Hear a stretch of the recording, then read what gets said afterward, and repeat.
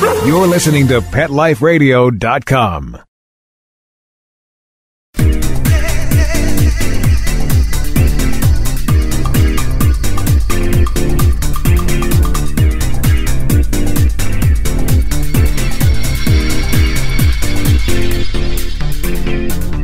Hello, welcome. You are listening to My Dog Digs Dirt. I'm your host, Lauren Collier. On today's show, a real treat. I'm going to introduce you to a woman who has been in the dog world for almost 50 years. Not only has she captured top honors in obedience, best in show, and raised several dozen champions, she's also recognized as having had a huge influence on the incredible, gorgeous Samoyed breed. She's also founded an incredibly successful knitting company called Kanine Knits, and if that's not enough, she has written a children's book and an award-winning suspense novel for dog lovers. She is now working on her follow-up book. Stay tuned. You will adore her as much as I do. Peggy Gaffney is up next.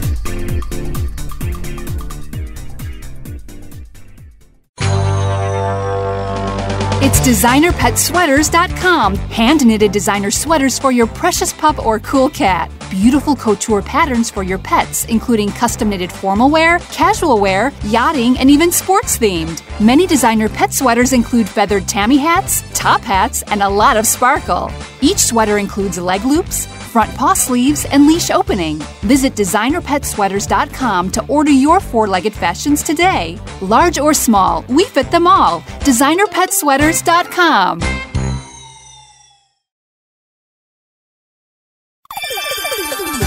Let's Talk Pets on PetLifeRadio.com.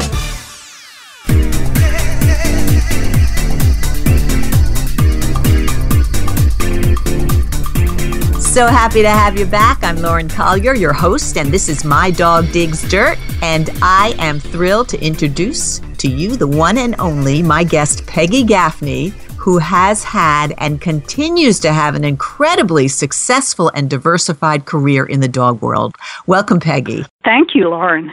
I'm so happy to have you. I should tell viewers that you were a frequent guest on my Pet Talk show. We absolutely adored you and your dogs. And I remember one of my favorite episodes was when you came with your dance club who danced with their dogs. You remember that one? Yes. We did a lot of square dancing with dogs back then. I know, talk about a diversified career. And you're such a good sport as well. Okay, let's talk a bit about how you got started. Now, I think I always say it wrong. I said Samoyed breed, but I think you always corrected me on that one. But you are really in the forefront of that breed and really had some great successful champions. Let's talk about you as a breeder first. Well, I got started in Samoyeds in 1968. Okay. Yes, you were I call it Samoyeds. You were just a baby. I was just a baby then. And I was in California at the time, and I made some friends with people who had Samoyeds. And growing up in Connecticut, I'd never seen one. And the first time I saw this dog, I fell in love. And so when they were starting to show their dog, I didn't know anything about the world of show dogs. Nothing. Complete novice. Right. And so I went with them to the shows and fell in love with the whole sport. I thought this was just the most wonderful thing in the world. Got to meet all of the great people who were behind starting the breed in the United States. And then when they were getting ready to finish their dog's championship, I wrote a letter to the owner of the father of that dog and said, I want a puppy just like Zeke. And they showed up at the show where he finished, which was the Los Angeles specialty, with a 6-week-old male puppy. And that puppy became my first Samoyed, and he is or was American, Mexican, international champion, El Ronzar of Rivendell, and he got his CD. Wow. He won Best in Show at the International Show in Mexico City. He was the first Sammy to go Best in Show in Mexico. Wow. And he won the national specialty, which means he beat all the Samoyeds in the U.S. Amazing. In 1971. So from then until now, it's always been Samoyeds. Ah. And so I have just bred generation after generation. And then 2 years ago, my line petered out. In other words, I didn't have any bitches I could breed anymore. And so I looked around for dogs that had, Sammies that had my dogs behind them, but had, you know, the look and the temperament and everything about them that went back to what first made me fall in love with the breed. Ah, okay. And I found what I was looking for in Texas. So I flew out to Denver, met up with a couple of judge friends of mine. We drove from Denver down to Lubbock, Texas. It's only 10 hours. Oh, wow. And then I got my puppy and came back, and Dylan has been absolutely wonderful. But I named him Dylan because all of my dogs, from the first one, who was named Elrond, obviously Lord of the Rings, all of my dogs, have had names from literature. And so I had just finished writing my first mystery suspense novel, and in it, of course, was a Samoyed. Of course. Of course, yes. And the Samoyed was named Dylan. So the puppy, of course, had to be named Dylan. That's great. I love that. And for those that don't know, talk a little bit about the breed in general, because I know when they used to come to the studio, we just loved, I mean, they are just beautiful down to the white eyelashes, and they seem like they make good pets. Would you say they make wonderful pets, right? Unless you don't like hair. There was a lot of Actually, the Samoyed is the oldest of all the breeds. A few years ago, scientists dug up a skeleton in an area above the Arctic Circle over between Norway and Russia. And they did the DNA studies and all of the studies that went on, and it was a Samoyed. They dated it 30,000 years. That's amazing. It was amazing. But and the thing is that these dogs haven't changed. They were essentially your 3-dog night. They were originally reindeer herders. They lived in the tents with the people, traveling from place to place. They're wonderful with children, absolutely fabulous with children. And they would be used together because they didn't fight with one another. They have wonderful temperaments. So when the first explorers came looking for dogs to use to pull their sleds to find the North Pole and the South Pole, they found Samoyeds. Wow. And both of those poles were discovered by people who dealt with Samoyeds. In fact, the first non-wild animal across the South Pole was a Samoyed, the lead dog on the sled team that first crossed that. So they have a long and very distinguished history. But, you know, and they make wonderful pets. You just have to love hair because, of course, they shed 365 days a year. But you can take that hair, and as you well know, because I've told you before, you can spin it into yarn. Which is amazing. And it makes very, very warm yarn. And it is so soft, it's softer than cashmere. They're just beautiful, beautiful. Which would bring us into your second career, maybe. Should we call it your second career that's ongoing? Yes. I want to talk about your knitting books and your patterns, which are amazing. I should say you knit me a beautiful Bouvier sweater with the pattern of the Bouvier. I get compliments everywhere I go. Talk about how you started Kanine Knits, Peggy. It seems like a natural progression, but you've made over 100 patterns. It's amazing. Yes. Well, what happened is I've always knit. My mother my father died when I was 10. So there she was, a widow with 4 little children. How to keep them out of her hair while she was teaching and getting her degrees and all this sort of stuff. So we learned to do all the crafts. And knitting, of course, was the easiest for us. So by the time I was 10, 11 years old, I was knitting up a storm. And then, of course, you get bored with doing other people's patterns, so you do your own. And I started designing. But I didn't think of this as a career until I started making dog sweaters to wear to the show. And what I would do, these are picture knit sweaters. In other words, you knit, the technical name is intarsia, but you knit a single layer of yarn going across, and you just change colors with different bobbins. And the picture knits create an absolute duplicate of whatever design you've drawn. And what I did was I started... Amazing, really. I've started to, at that time, I was wearing them to the shows because I was, of course, running around the ring with my dog, doing my share of winning. And people said, "Oh, could you knit one for me?" Yeah. And I thought, you want to pay me to knit you a sweater? I can do that. Because, of course, at the time, I was a single parent. My husband and I had divorced, and I was raising a small child and teaching school. And much as I adored teaching and being a school librarian as well, you don't get rich. Right. So I always needed a second job or a third job just to make it so that I could save up and put my son through college. And so I was knitting sweaters, and the demand kept going. Okay, you're knitting these Samoyed sweaters. Then I'd have friends who had Newfoundlands or who had, corgis or this, and I started knitting all these different sweaters for different people with their breed on them. And then I started going to places like Westminster and the AKC Eukanuba shows and getting commissions to do portrait sweaters for the top people showing dogs in the country. It just grew and grew until I knit over 800 sweaters. And I was really... Oh, goodness. You get to the point where you say, I can't face this anymore. And knitters were coming to me and saying, "Could you sell us the pattern?" Oh, wow. And I was saying, no, this is how I make my living. And then I thought, stupid. Here you're getting tired of knitting. You could sell the patterns. And by then I'd created over 100.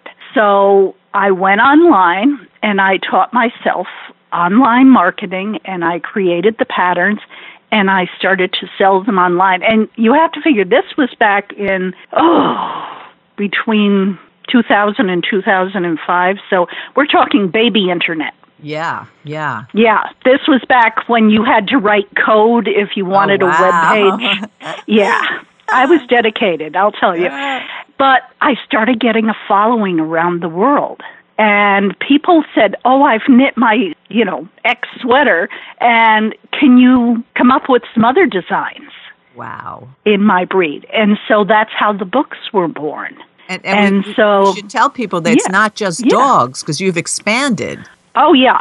But it all began with the dogs. With the dog, right. Yeah, and so I had this series of different dog breed knitting books. So, I started with the Crafty Samoyed, and then the Crafty Lab, and then the Crafty Golden, and so on and so forth. Well, I'm at a knitting conference up in Hartford, and I'm talking about my dog books and autographing them and whatnot. And a woman comes up to me and she said, we want equal time. And I said, excuse me?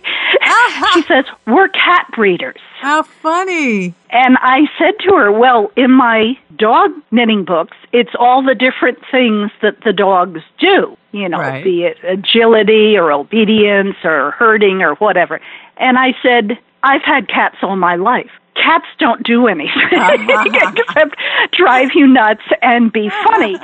And so she said, well, maybe you could do different cats, because a lot of cat breeders have different, they'll have Siamese and Persian and, a variety of cats. So that's what I did. And I picked out a dozen breeds of cat, and I did the crafty cat knits. Well, along come the llama and alpaca people. That's so funny. And they said, we want a book too. And what's more, we have yarn. That's great. And so that's when that came along. And I thought I was done with the books because I was beginning to say, okay, enough is enough. Because you, of course, have to knit all these things in order to put them in the book. Work, right. You make sure everything works, and it's all math, folks. Right. Everything is math. Okay. And so I would create the designs, and I had an agent come to me. For many years, I ran a writers' conference up in Hartford. And one of the agents that was speaking there and, looking at different authors' books came up and said, these books are great. I could sell them to a mainstream publisher for you. And I had been publishing my own and selling them online all over the world. Okay. So, I taught myself how to be a publisher, too. That's amazing, Peggy, yeah. Well, if you have the internet, you can teach yourself and the patience, anything. Right, exactly. Yes, you have to have the patience, too, and a good computer. Yeah. But it was a matter of, she said, write a proposal, and don't make it for a single dog. Make it for a whole bunch of dogs. And I explained to her, I sat at the table and I said, wait a second, no. Dog people like their own breed. Cat people like a variety of breeds. But dog people, if you own labs, right, you only like lab stuff. And you have your Bouvier. Right. And I have my Sammies. But she said, oh, no. We want it with a lot of different dogs in it and maybe some cats, too. So I thought about it. And then I thought, what I really need to do is a grandmother book. Oh, and okay. I call it a grandmother book because I wanted to do all sorts of children's patterns and have them so that a grandmother could pick up this book and knit, a little skirt or a little vest or whatnot and put either a kitten or a puppy on it. And so I did a whole bunch of designs, mostly puppies, but some kittens too. And it's been a while since I wrote that book, but about 20 different patterns. And of course, I had to knit everything, which got me back to sore muscles, couldn't move the arms, couldn't move this sort of thing. And sent that off, and she kept taking it around, and every editor loved it. Oh, yeah. None of them could figure out how to market it. Oh. Because, I'll tell you, the book industry is having serious problems in that the mainstream houses, the big six, except it's now the big five, is still operating as though it were 1935. Oh, boy. In other words, they print lots and lots of books and send them out, figuring that people are going to go to their local bookstores and buy a physical book. Yeah. They have not moved with the world of the internet, the world of the Kindle, et cetera, and they still haven't gotten there. They're inching with baby steps, reluctantly. Well, luckily you still got your book out, so. Well, the thing is that none of them bought it, and so I turned to my agent and I said to her, well, I'm just going to publish it myself. So I did. I can publish a book. It went out. It was popular. And she came to me about 3 months later saying, I've got a publisher for you. And I said, too late. Why do you need it for? Right. And that one is called Knit a Kitten, right? Pearl a Puppy. And we're going to take a short break now. But My Dog Digs Dirt will be right back with author, designer, breeder, owner, Peggy Gaffney. Stay tuned.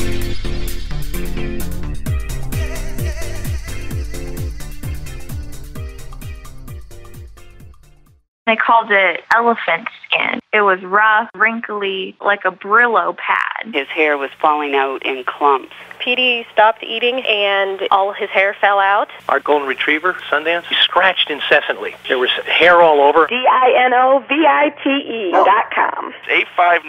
859-428-1000. The omega-3 fatty acids. Flaxseed, zinc, alfalfa. The digestive enzymes that are cooked out of regular dog food. Dinovite is nutrition. Within 2 weeks, the shedding slowed down to almost none. The scratching went away after a few days, and Sundance's coat was starting to get shiny and glossy. It's a 180 turnaround. His skin has cleared up. He's not in pain. If your dog has shedding, dry skin, excessive scratching, do the Dinovite.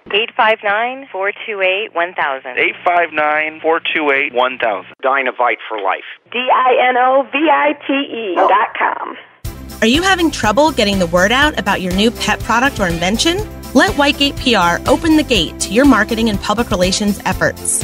We've been specializing in public relations in the pet industry for over a decade. From press releases to media relations and publicity to pet trade shows and launch events to social media, the pet-friendly team at Whitegate PR has you covered. If you listen to the wise words of Bill Gates, he says, if I had $1 left, I'd spend it on PR.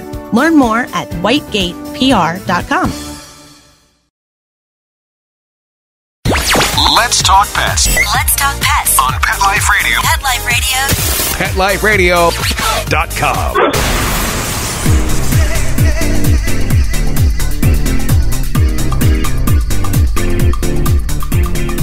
My Dog Digs Dirt is back. We're talking to the lovely Peggy Gaffney, who is doing so many things in the dog world. Welcome back, everyone. Peggy, we just talked about some of your wonderful knitting books. Let's tell folks, where can they find them? Because I'm sure they'll be interested. Certainly, you sell them all around the world. I do.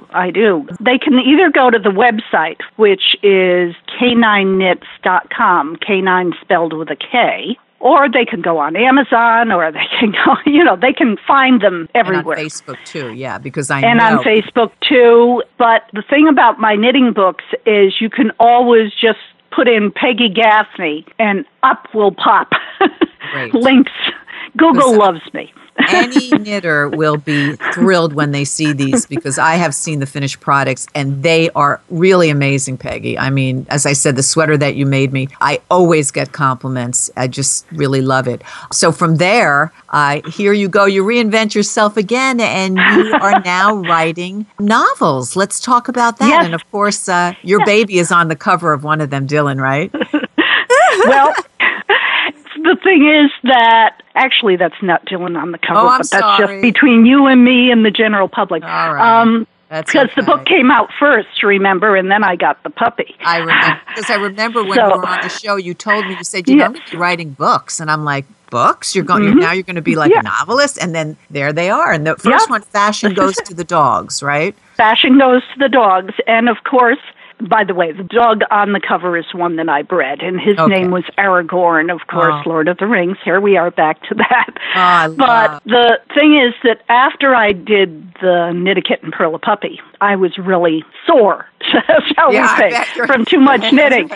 But I could still type. And I took a little bit of thinking, what do I want as my next step forward? And I thought my next step forward should really be a step back, because when I was at Southern Connecticut as a student, my concentration was English and it was creative writing. And you were a teaching librarian too, yes, of course. Yes, right. Well, you got your teaching credential. It didn't matter what your major was. You got your teaching credential then. And so I was lucky because I had a brilliant advisor, teacher, and whatnot. And he taught us how to, just put the seat of your pants in the chair and get busy and write. And so we had to produce 4 stories a week. Wow. For 4 years. You learn to write. It was not a matter of, you're not in the mood, you can't think, you just wrote. And that sort of discipline was what I picked up now when I said, my favorite books to read are suspense novels. Not terror, but suspense, where you don't know what's going to happen next. And you're just sort of hanging on by your fingernails. That's the best, And what I decided to do was to take what I knew, knitting, dogs, put them together, because it hadn't been done that way, into a suspense novel. And so I created Kate Killoy, and Kate Killoy is a knitting designer who has grown up breeding Samoyeds. And Kate gets an opportunity to have her first fashion show at what is Westminster, only we changed the name in the book to, of course, save legal factors. And in the hotel across the way, which I never name, but of course would be the Hotel Penn, where for many years I sold my sweater design, so I know that place very well. And so I have it take place at the Westminster Week, because really Westminster is an entire week. It starts like Wednesday and Thursday the week before, and it has events that run all the way through. And they have a fashion show that has the dogs dress up and different designers make clothes. Well, I've always thought, I have Samoyed. You don't put clothes on a Samoyed. They don't need them, right? So I turned it into a fashion show where the owners of the dogs would have their fashions, but they would, strut the runway with their champion dogs. And I built this whole thing, and I put a crime in there, and I had car chases and everything going on. And the, the dogs were worked throughout the story. And so, she meets her. Her one problem is she's not skilled in the social life of men and women because she's grown up showing dogs. Oh, how funny. That's great. Every weekend of her life, she has shown dogs. Well, and so she doesn't, she didn't go to school dances, she didn't date, she didn't do any of that stuff. So here she is, 24 years old and a novice with men, and she finds herself being chased, and somebody's trying to kill her, and she doesn't know why. And she is saved by this geeky guy. Oh, how great. Who was a math nerd for left the FBI, and now he has his own company. I love it. So he agrees to keep her safe while they try to find out who's trying to kill her. That's great, Peggy.